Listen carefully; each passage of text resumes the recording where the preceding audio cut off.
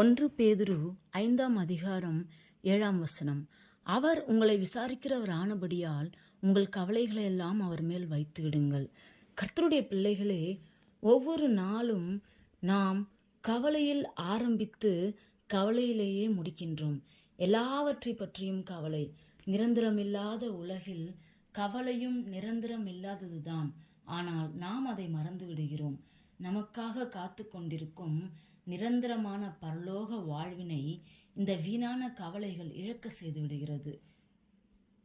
கர்த்தர் நமக்காக ஆயத்தப்படுத்தி கொண்டிருக்கும் பரலோகத்தை நாம் சென்றடையவே அவர் ஏங்கிக் கொண்டிருக்கிறார். நாம் பரலோகத்திற்கு செல்லும் பாதையை அமைக்கவே அவர் சிலுவையில் இரத்தம் சிந்தினார்.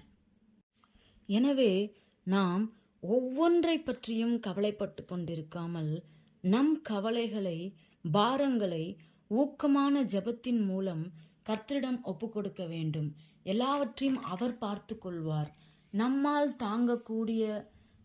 தீர்க்கக்கூடிய கவலைகளை மட்டும் நாம் தீர்த்துவிட்டு நம்மால் முடியாதவற்றை கர்த்தருடைய பாதத்தில் நாம் ஒப்படைக்க வேண்டும்.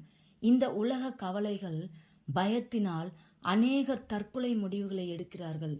மரித்து போனால் எல்லாம் முடிந்துவிடும் என தப்பு கணக்கு போடுகிறார்கள். தற்காலிகமான நிரந்தரமில்லாத உறவுகளின் அன்பை நினைத்து ஏங்கி தவிக்கிறார்கள். ஒரு நிமிடம் சிந்திப்போமா? எது நமக்கு தேவை? எது விசேஷமானது? தற்காலிக பிரச்சனைகளா? நித்திய பரலோக வாழ்வா? ஒரு நிமிடம் நம் பரலோக வாழ்வை எண்ணி பார்ப்போமா?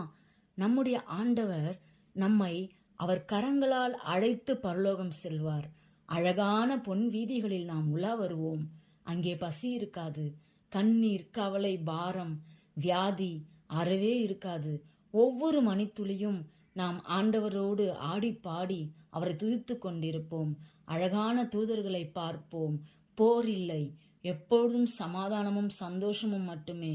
பிசாசின் போராட்டம் இல்லை, நெருக்கம் இல்லை. நினைத்து பார்த்தால் எவ்வளவு ஆனந்தமாக இருக்கிறதல்லவா? கொஞ்ச நாட்கள் பொறுமையோடு பிரச்சனைகளை, சோதனைகளை, கவலைகளை சகித்து அவருடைய சித்தத்துக்கு நம்மை ஒப்பு கொடுத்து காத்திருப்போமானால் சீக்கிரத்தில் அவரோடு ஆனந்தமாக வாழ்வோம்.